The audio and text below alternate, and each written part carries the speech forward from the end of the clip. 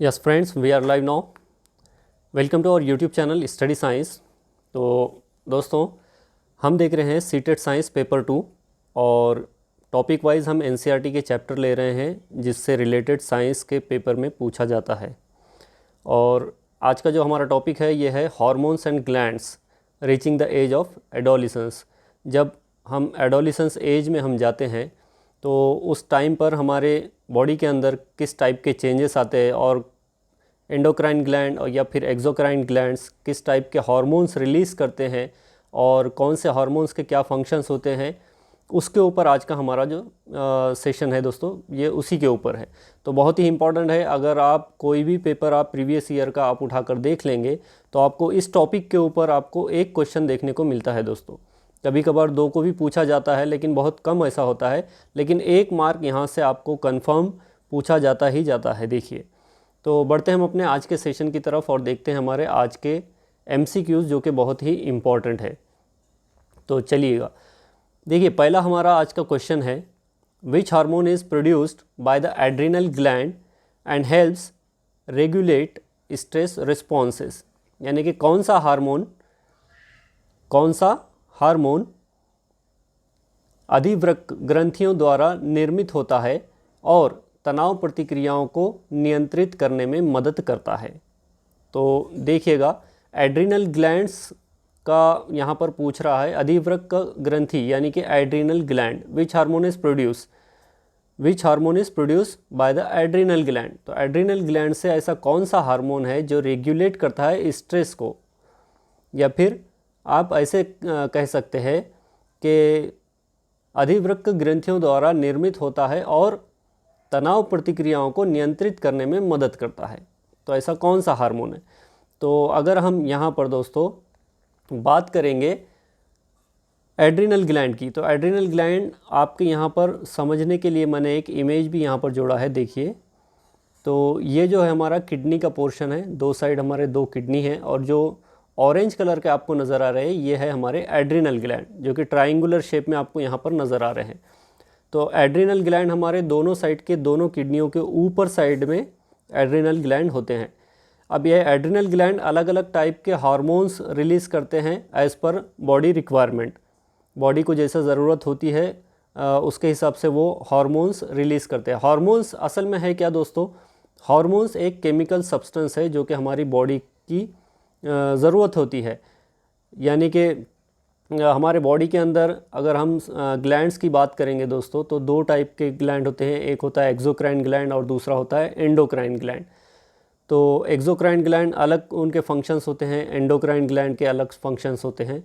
तो उसी के अंदर अगर हम बात करेंगे एंडोक्राइन ग्लैंड के अंदर, तो यहाँ पर एक एड्रिनल ग्लैंड है दोस्तों, अधिवृक्क ग्रंथि।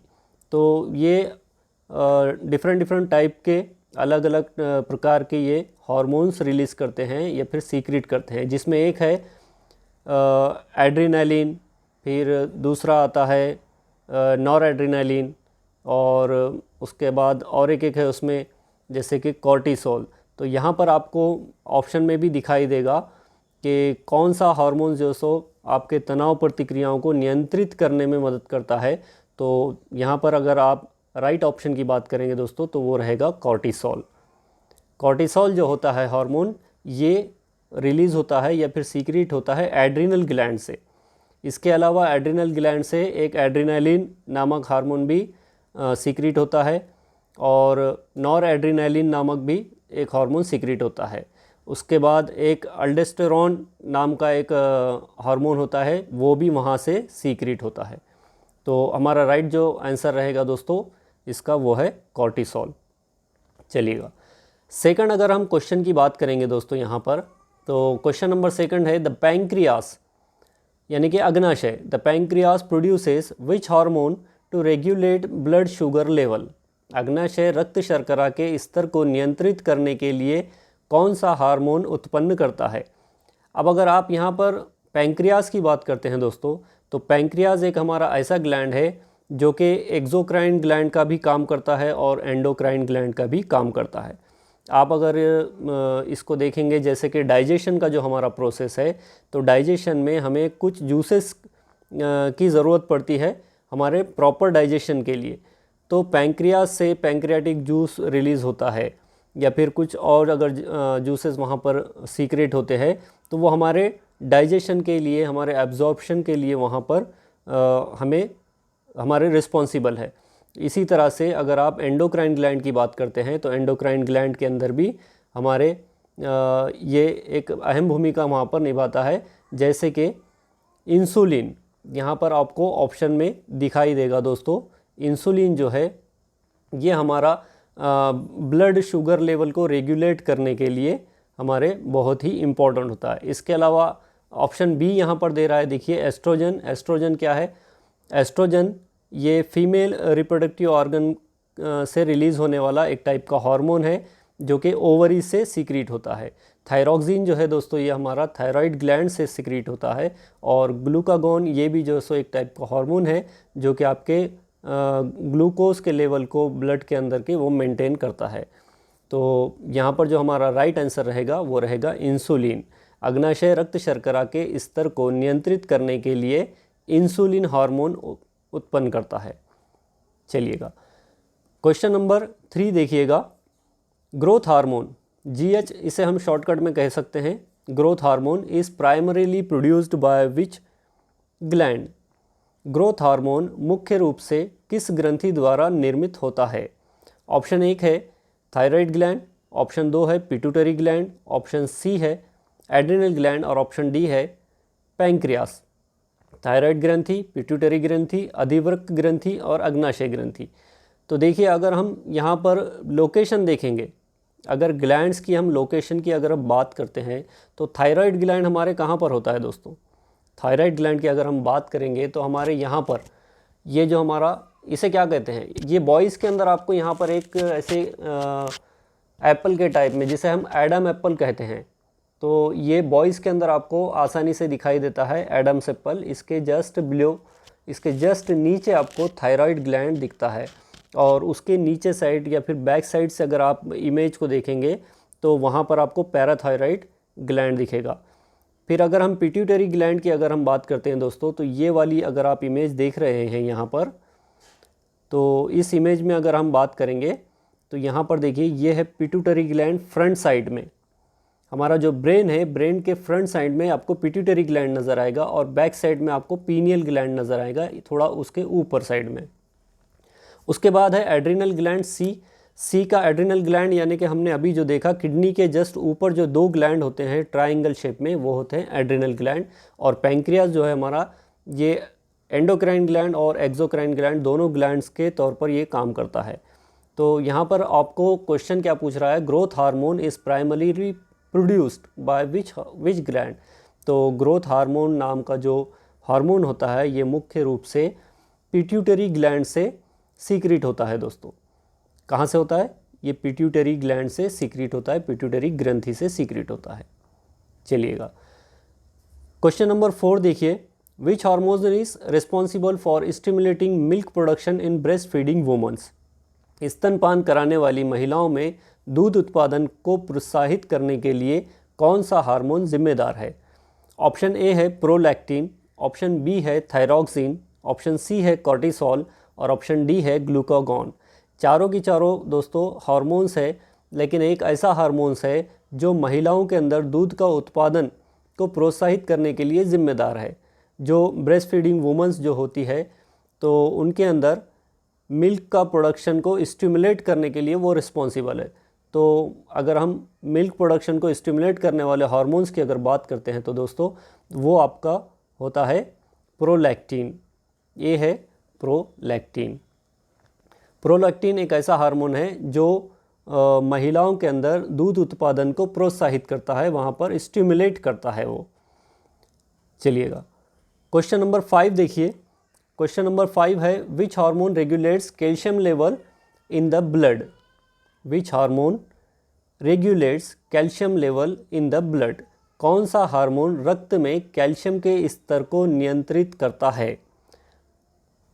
कौन सा हार्मोन रक्त में कैल्शियम के स्तर को नियंत्रित करता है? ऑप्शन ए है इंसुलिन, ऑप्शन बी है थायरॉक्सिन, ऑप्शन सी है पैराथायराइड हार्मोन और ऑप्शन डी है ग्लूकागॉन। तो देखिए, अगर हम यहाँ पर बात करेंगे दोस्तों कि ऐसा कौन सा हार्मोन है जो कैल्शियम लेवल को ब्लड के अंदर कैल्शियम लेवल को रेगुलेट करता है या फिर उसके स्तर को नियंत्रित करता है, तो वो होता है पैराथायराइड हार्मोन। और इसकी लोकेशन कहाँ होती है? जस्ट थायराइड हार्मोन के हमारे नीचे साइड या फिर बैक साइड से अगर हम देखेंगे तो थोड़ा सा पीछे इसकी लोकेशन होती है दोस्तों। और इंसुलिन क्या है? इंसुलिन हमारा पैंक्रियास से सीक्रेट होने वाला एक टाइप का हार्मोन है। थायरॉक्सिन थायराइड ग्लैंड से सीक्रेट होता है और ग्लूकागोन हमारे ब्लड शुगर लेवल को मेंटेन करता है। तो यहाँ पर जो है सो राइट जो ऑप्शन रहेगा दोस्तों उसका वो रहेगा पैराथायराइड हार्मोन, सी। चलिए क्वेश्चन नंबर 6 देखिएगा। Which endocrine gland is located just below the Adam's apple in the throat. मैंने अभी 2 क्वेश्चन पहले ही आपको इसका आंसर बता चुका हूँ कि गले में जो एडम्स एप्पल होता है ये आपको, यानी कि यहाँ पर आपको एक मोटी सी गांठ की तरह आपको दिखाई देगी। तो जो बॉयज़ में आपको ज़्यादा दिखाई देती है, ये लेडीज़ के अंदर ज़्यादा ग्रोथ नहीं होती इसकी आफ्टर प्यूबर्टी या फिर आफ्टर एडोलिसेंस पीरियड। तो अगर हम बात करेंगे किशोर अवस्था में तो ये एडम्स एप्पल जो होता है दोस्तों ये बॉयज़ के अंदर बढ़ जाता है। तो यहाँ पर क्वेश्चन क्या पूछ रहा है? Which endocrine gland is located just below the Adam's apple in the throat. गले में एडम्स एप्पल के ठीक नीचे कौन सी अंतरस्रावी ग्रंथि स्थित होती है? तो ऑप्शन है इसके, ऑप्शन ए है एड्रिनल ग्लैंड यानी कि अधिवृक्क ग्रंथि, थायराइड ग्लैंड यानी कि थायराइड ग्रंथि, पिट्यूटरी ग्लैंड यानी पिट्यूटरी ग्रंथि और पैंक्रियाज यानी कि अग्नाशय जिसे हम कहते हैं। तो मैंने अभी थोड़ी देर पहले आपको इसका आंसर दे दिया हूँ और ऑप्शन बी जो है दोस्तों इसका राइट आंसर रहेगा, क्योंकि एड्रिनल ग्लैंड आपके किडनीज़ पे होते हैं, पिट्यूटरी ग्लैंड आपके ब्रेन के पास होता है, पैंक्रियास आपके डाइजेशन सिस्टम में आपके जस्ट स्टमक से लगकर होता है।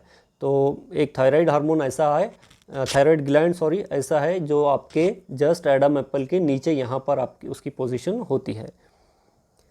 चलिएगा क्वेश्चन नंबर 7 देखिए। Which gland is known as the master gland. तो हमारे बॉडी के अंदर दोस्तों एक ग्लैंड ऐसा भी है जिसे हम मास्टर ग्लैंड कहते हैं। तो वो कौन सा ग्लैंड है? तो यहाँ पर अगर हम बात करेंगे किस ग्रंथि को मास्टर ग्रंथि के नाम से जाना जाता है, तो ऑप्शन है थायराइड ग्रंथि, अधिवृक्क ग्रंथि, पिट्यूटरी ग्रंथि और अग्नाशय। तो इसका राइट आंसर जो रहेगा दोस्तों वो है पिट्यूटरी ग्रंथि, पिट्यूटरी ग्लैंड। इसे हम मास्टर ग्लैंड के नाम से भी जाने जाते हैं। क्वेश्चन नंबर 8 देखिएगा। Which gland is responsible for producing एड्रीनैलिन।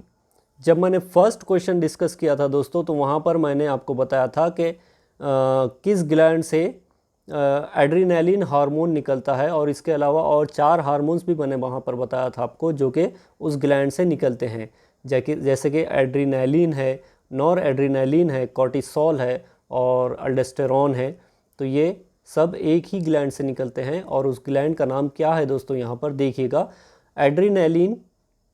एड्रीनैलिन के उत्पादन के लिए कौन सी ग्रंथि जिम्मेदार है? तो ऑप्शन है thyroid gland, adrenal gland, pineal gland और पैराथायराइड ग्लैंड। तो यहाँ पर अगर हम दोस्तों राइट आंसर की बात करेंगे तो वो होगा हमारा एड्रिनल ग्लैंड यानी कि बी अधिवृक्क ग्रंथि। थायराइड ग्लैंड से थायरॉक्सिन निकलता है, पीनियल ग्लैंड से दूसरा एक हार्मोन निकलता है और पैराथायराइड ग्लैंड थायराइड ग्लैंड के जस्ट बैक साइड होती है। चलिएगा उसके बाद क्वेश्चन नंबर 9 देखिएगा। The parathyroid gland regulates the level of which mineral in the body. यानी कि पैराथायराइड ग्रंथि शरीर में किस खनिज के स्तर को नियंत्रित करती है? तो पैराथायराइड ग्लैंड की जब बात आती है दोस्तों तो पैराथायराइड ग्लैंड जो होता है हमारा, ये किस मिनरल को अगर हम बात करेंगे यहाँ पर तो उसका राइट आंसर जो रहेगा वो रहेगा कैल्शियम, ऑप्शन सी। कैल्शियम एक ऐसा मिनरल है जिसे हमारा पैराथायराइड ग्लैंड रेगुलेट करता है या फिर उसके स्तर को नियंत्रित करता है। क्वेश्चन नंबर 10 देखिए। Which hormone stimulates यूटेरिन contraction during child birth. यानी कि कौन सा हार्मोन बच्चे के जन्म के दौरान गर्भाशय के संकुचन को उत्तेजित करता है? तो एक ऐसा भी हार्मोन होता है जो कि यूटेरिन कॉन्ट्रैक्शन को स्टिमुलेट करता है ड्यूरिंग चाइल्ड बर्थ। जब बच्चे की पैदाइश होती है, जब बच्चा जन्म लेता है तो उस टाइम, उस दौरान गर्भाशय के संकुचन को उत्तेजित करता है। तो एक ऐसा हार्मोन कौन सा है? तो अगर हम इसके राइट आंसर की बात करेंगे दोस्तों, तो वो है आपका ऑक्सीटोसिन। ऑक्सीटोसिन एक ऐसा हार्मोन है जो कि यूटेरिन कॉन्ट्रैक्शन के लिए रिस्पॉन्सिबल है, उसे स्टिमुलेट करने के लिए। क्वेश्चन नंबर 11 देखिए, at what approximate age does adolescence typically begins? At what approximate age does adolescence typically begin for most individuals? यानी कि अधिकांश व्यक्तियों के लिए किशोर अवस्था आमतौर पर किस उम्र में शुरू होती है? तो देखिए, एडोलिसेंस का जो पीरियड होता है दोस्तों, ये शुरू होता है एक्चुअल में 11 साल से लेकर, और ये चलता है नियर अबाउट 16-17 साल की एज तक। लेकिन यहाँ पर हमको ऑप्शन क्या दे रहा है? ये ऑप्शन ए दे रहा है 8 से 10 साल, 8 to 10 years old, 11 to 13 years old, 14 to 16 years old और 17 to 19 ईयर्स ओल्ड। यानी कि 8 से 10 वर्ष की आयु, 11 से 13 वर्ष की आयु, 14 से 16 वर्ष की आयु और 17 से 19 वर्ष की आयु। तो अधिकांश व्यक्तियों के लिए किशोर अवस्था आमतौर पर किस उम्र में शुरू होती है, कह रहा है।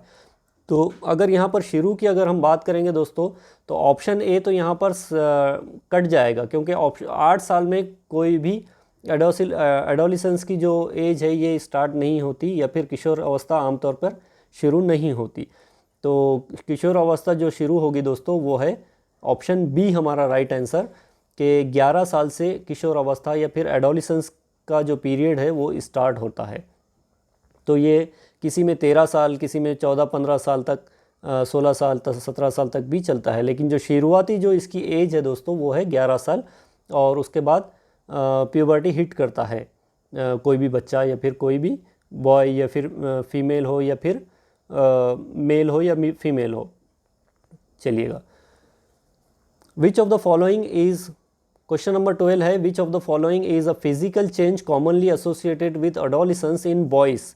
देखिए, यहाँ पर क्वेश्चन को अगर आप गौर से पढ़ेंगे तो यहाँ पर बॉयज़ के लिए कह रहा है, क्वेश्चन को पूरा पढ़िएगा। निम्नलिखित में से कौन सा शारीरिक परिवर्तन आमतौर पर लड़कों में किशोर अवस्था से जुड़ा होता है? तो अगर हम लड़कों में, जब लड़के एडोलिसेंस पीरियड में जाते हैं या फिर अपनी प्यूबर्टी हिट करते हैं, जब वो किशोर अवस्था को पहुंचते हैं, तो उस टाइम की अगर हम बात करेंगे तो हमारे बॉडी के अंदर कुछ चेंजेस होते हैं। जैसे कि फीमेल्स है या गर्ल्स अगर है, तो वाइडनिंग ऑफ हिप्स, यहाँ पर एक ऑप्शन दे रहा है, कोलों का चौड़ा होना। यानी कि जो हिप रीजन होता है, जो कमर का जो रीजन होता है दोस्तों, वो थोड़ा वाइड हो जाता है, चौड़ा हो जाता है। तो ये आपको गर्ल्स के अंदर ज़्यादा देखने को मिलता है। उसके बाद है इंक्रीज ब्रेस्ट डेवलपमेंट, जो ब्रेस्ट का जो है सो उसके अंदर डेवलपमेंट होता है, या फिर स्तन विकास में वृद्धि जिसे हम कहते हैं वो होता है। फिर ऑप्शन सी अगर हम देखेंगे तो growth of facial hair. Facial hair यानी कि जैसे कि मुस्टैच या फिर बियर्ड, जिसे हम मूंछ और दाढ़ी कहते हैं, तो वो बढ़ने लगती है। तो ये आपको बॉयज़ के अंदर देखने को मिलता है। और ऑप्शन डी जो है मेंस्ट्रुएशन, यानी कि जिसे हम मेंस्ट्रुअल साइकिल या फिर मासिक धर्म जिसे हम कहते हैं दोस्तों, तो वो यहाँ पर आपको फीमेल्स के अंदर या फिर गर्ल्स के अंदर आपको देखने को मिलते हैं। तो ये फिजिकल, कॉमनली फिजिकल चेंजेस जो होते हैं एडोलिसेंस के अंदर, वो सारी चीज़ें हैं। लेकिन यहाँ पर हमें क्वेश्चन में पूछ रहा है बॉयज़ के अंदर। तो बॉयज़ के अंदर यहाँ पर क्या होता है दोस्तों? ग्रोथ ऑफ फेशियल हेयर, यानी कि चेहरे के बालों का बढ़ना, वहाँ पर मूछें आ जाती है, दाढ़ी आ जाती है। तो ये सारे फिजिकल चेंजेस, शारीरिक परिवर्तन जो होता है, ये बॉयज़ के अंदर होता है। क्वेश्चन नंबर 13 देखिए, विच of the following is a cognitive change that occurs during adolescence. निम्नलिखित में से कौन सा एक संज्ञानात्मक परिवर्तन है जो किशोर अवस्था के दौरान होता है? देखिए, इस टाइप के क्वेश्चन आपको पूछे जाते हैं सीटेट के एग्जाम में ज़्यादातर, जो कि आपके सीडीपी से भी रिलेटेड होते हैं। अगर आप चाइल्ड डेवलपमेंट एंड पैडागोजी की आप स्टडी कर रहे हैं तो वहाँ पर भी आपको, उस सेक्शन में भी आपको इस टाइप का क्वेश्चन पूछा जा सकता है। तो क्वेश्चन क्या है? विच of the following is a cognitive change, संज्ञानात्मक परिवर्तन, दैट ऑकर्स ड्यूरिंग एडोलिसेंस, जो किशोर अवस्था के दौरान होता है। तो यहाँ पर आपको बताना है कॉग्निटिव चेंज, संज्ञानात्मक परिवर्तन के दौरान जो चेंज हो रहा है दोस्तों।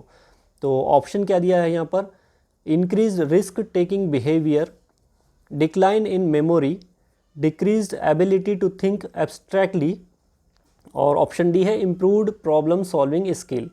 तो किशोर अवस्था में जब बच्चे पहुंचते हैं या फिर जब एडोलिसेंस पीरियड में जब बच्चे होते हैं 17 साल 18 साल या 14-15 साल की, तो उनके अंदर कौन सी एबिलिटी आती है, कौन सी उनके अंदर खास बात होती है, संज्ञानात्मक परिवर्तन कौन से होते हैं उनके अंदर।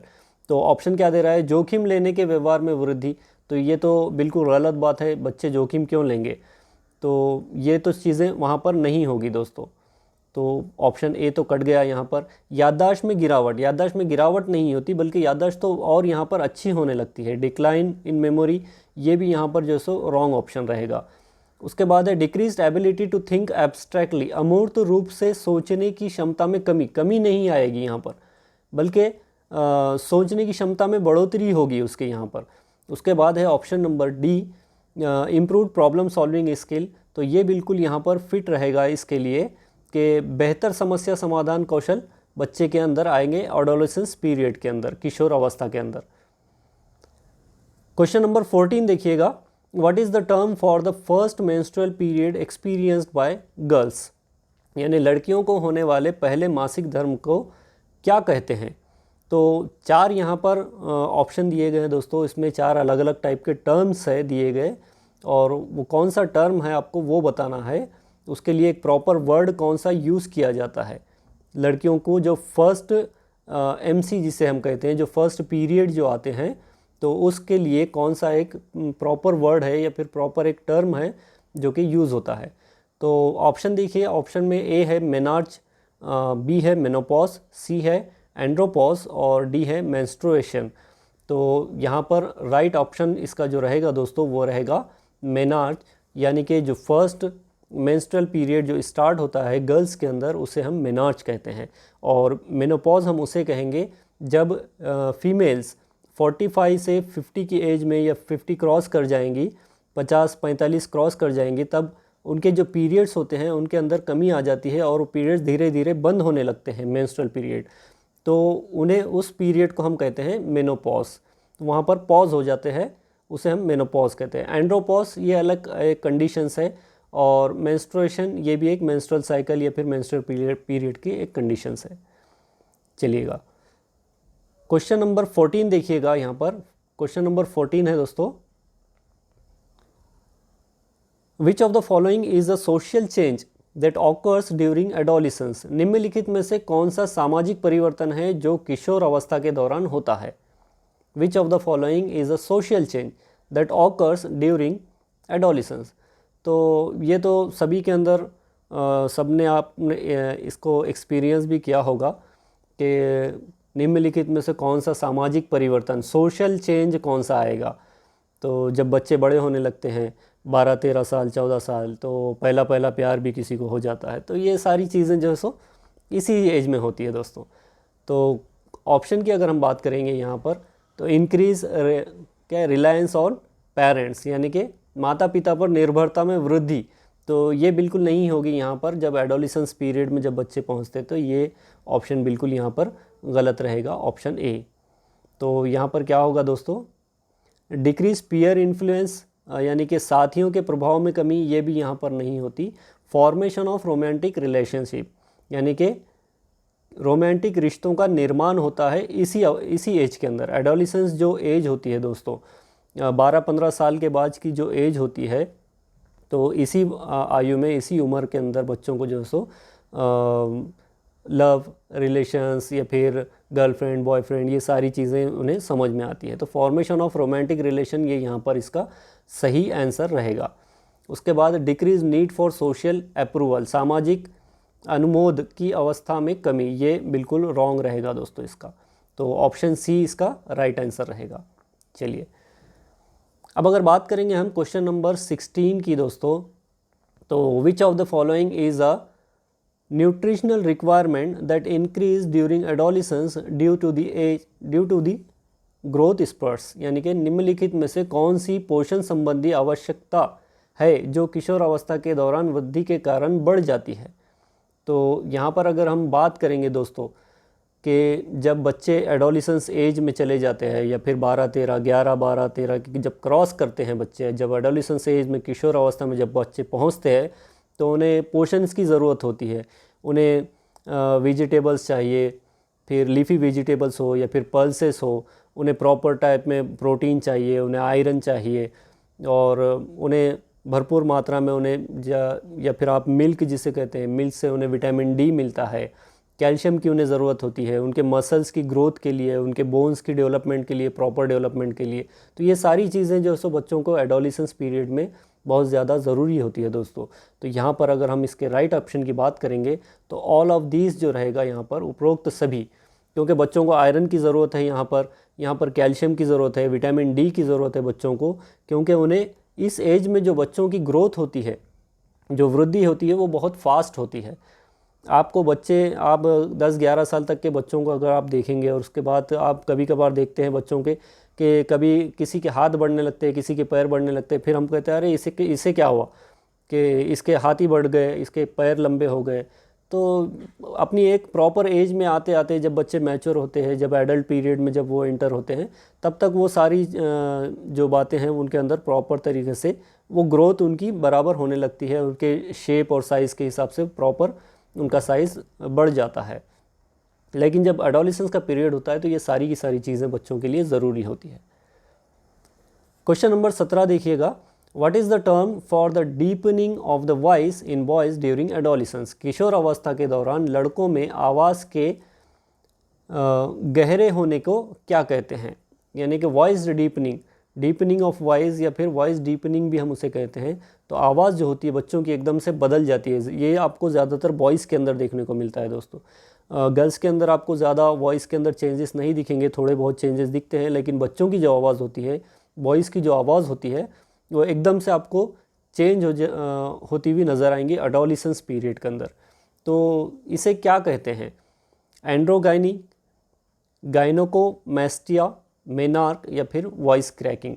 तो यहाँ पर ऑप्शन से ही समझ रहा है दोस्तों कि हम उसे वॉइस क्रैकिंग कहते हैं, आवाज़ क्रैकिंग कहते हैं। 18 क्वेश्चन नंबर 18 देखिएगा, what is the term for the development of pubic hair in both boys and girls during adolescence? किशोर अवस्था के दौरान लड़कों और लड़कियों दोनों में जघन बाल के विकास को क्या कहा जाता है? यानी कि एक टर्म है, एक वर्ड है, प्रॉपर वर्ड है साइंस के अंदर। वो टर्म क्या है, वो वर्ड क्या है कि प्यूबिक हेयर जो है सो बॉयज़ के अंदर और गर्ल्स के अंदर उसका डेवलपमेंट होता है। प्यूबिक हेयर्स यानी कि जो प्राइवेट पार्ट्स के जो हेयर्स होते हैं, प्राइवेट पार्ट्स में जो सो बालों का वृद्धि डेवलपमेंट होता है, उसकी ग्रोथ होती है, बाल बढ़ने लगते हैं। तो उसके लिए एक प्रॉपर टर्म है या फिर वर्ड है, एक साइंटिफिक वर्ड है, तो उसे क्या कहते हैं? तो दोस्तों मेनार्क, ये तो हम उसे नहीं कहेंगे, क्योंकि मेनार्क जो होती है ये फर्स्ट जो मेंस्ट्रुअल पीरियड होता है फीमेल्स के अंदर, उसे कहते हैं। एंड्रोगाइनी भी हम उसे नहीं कहेंगे। प्यूबर्टी तो हम किशोर अवस्था को ही कहते हैं, एक टाइप का जब प्यूबर्टी हिट होती है तो उसे हम कहेंगे प्यूबर्टी। और प्यूबर्ची जो है दोस्तों, ये उसका राइट आंसर रहेगा, प्यूबर्ची। तो ये टर्म है जो कि प्यूबिक हेयर जब उस टाइम पे गर्ल्स या बॉयज़ के अंदर डेवलपमेंट होता है तो उसके लिए ये वर्ड यूज़ किया जाता है। क्वेश्चन नंबर 19 देखिए, विच of the following is a reproductive change that occurs during adolescence in girls? निम्नलिखित में से कौन सा प्रजनन परिवर्तन है जो लड़कियों में किशोर अवस्था के दौरान होता है? अब यहाँ पर लड़कियों के अंदर कह रहा है दोस्तों, तो लड़कियों के अंदर रिप्रोडक्टिव चेंज आपको बताना है। रिप्रोडक्टिव चेंज की अगर हम बात करेंगे दोस्तों यहाँ पर, तो ऑप्शन क्या है देखिए, growth of facial hair. Facial hair का तो यहाँ पर सवाल ही नहीं होता, क्योंकि ये बॉयज़ के अंदर आपको देखने को मिलता है। उसके बाद मेंस्ट्रुएशन यानी कि मासिक धर्म, सी है डीपनिंग ऑफ वॉइस और डी है ब्रेस्ट डेवलपमेंट। तो यहाँ पर अगर रिप्रोडक्टिव चेंज की अगर बात करेंगे तो हम ऑप्शन बी को यहाँ पर सेलेक्ट करेंगे दोस्तों, क्योंकि डीपनिंग ऑफ वॉइस ये नहीं होगा और ब्रेस्ट डेवलपमेंट ये भी नहीं होगा, ये सब हार्मोनल चेंजेस है। लेकिन यहाँ पर रिप्रोडक्टिव चेंज कह रहा है तो हम जाएंगे मेंस्ट्रुएशन के साथ में। क्वेश्चन नंबर 20 देखिए, विच of the following glands releases hormones directly into the blood stream, यानी कि निम्नलिखित में से कौन सी ग्रंथि हार्मोन्स को सीधे रक्त प्रवाह में छोड़ती है। तो ऑप्शन क्या है देखिए दोस्तों, यहाँ पर ऑप्शन है एक एक्सोक्राइन ग्लैंड, ऑप्शन बी है एंडोक्राइन ग्लैंड, ऑप्शन सी है both exocrine and endocrine gland, और ऑप्शन डी है neither exocrine nor endocrine gland. तो अगर हम इस क्वेश्चन को अच्छे से पढ़ेंगे दोस्तों, तो यहाँ पर क्या कह रहा है कि विच of the following gland releases hormones directly into the blood stream, यानी कि सीधे रक्त प्रवाह में हमारा जो ब्लड जो फ्लो होता है हमारा, वहाँ पर डायरेक्ट जो छोड़ते हैं, तो वहाँ पर एंडोक्राइन यहाँ पर इसका राइट आंसर रहेगा दोस्तों। एंडोक्राइन ग्लैंड जिसे हम अंतस्रावी ग्रंथि कहते हैं दोस्तों, तो वो जो है यहाँ पर डायरेक्ट ब्लड स्ट्रीम में हमारे हार्मोन्स को रिलीज करती है। Option B is the right answer. Question number 21 देखिए, which type of gland secretes substances through ducts to the external environment और ऑन टू अ सरफेस, यानी कि किस प्रकार की ग्रंथि नलिकाओं के माध्यम से बाहरी वातावरण या सतह पर पदार्थों का स्त्राव करती है। तो डक्ट के थ्रू, डक्ट क्या है, एक पाइप लाइक स्ट्रक्चर या ट्यूब लाइक स्ट्रक्चर जो होता है, उस ट्यूब से वहाँ से सीक्रेशन होकर वो वहाँ पर बाहर के इन्वायरमेंट में आता है, एक्सटर्नल इन्वायरमेंट में आता है। तो वो कौन सी ग्रंथि है या कौन सा ग्लैंड है? दो टाइप की ग्लैंड है, एक एक्सोक्राइन ग्लैंड, एक एंडोक्राइन ग्लैंड। तो यहाँ पर अगर हम बात करेंगे दोस्तों, तो वो होता है एक्सोक्राइन ग्लैंड। एक्सोक्राइन ग्लैंड या फिर एक्सोक्राइन ग्रंथि हम जिसे कहेंगे, इसका राइट आंसर रहेगा दोस्तों। तो ये थे हमारे दोस्तों 21 MCQs जो कि बहुत ही इम्पॉर्टेंट थे इस चैप्टर के ऊपर, reaching the age of adolescence या फिर हार्मोन्स और ग्लैंड्स के ऊपर। और इसकी आप जितनी प्रैक्टिस करेंगे, 1 से 2 बार आप सेशन को देखिएगा, कहीं कन्फ्यूज़न है तो आप कमेंट कर सकते हैं, जो कि बहुत ही इम्पॉर्टेंट चैप्टर है। और इसके ऊपर हम जल्द ही PYQs भी लेकर आ रहे हैं दोस्तों। तो सेशन को पूरा देखिएगा हमेशा से, ताकि आपको अच्छे से सेशन समझ में आए। और अब तक जिस किसी ने चैनल को सब्सक्राइब नहीं किया है, सब्सक्राइब कीजिए, लाइक शेयर कमेंट करना ना भूलें। मिलते हैं हम अपने नेक्स्ट सेशन में,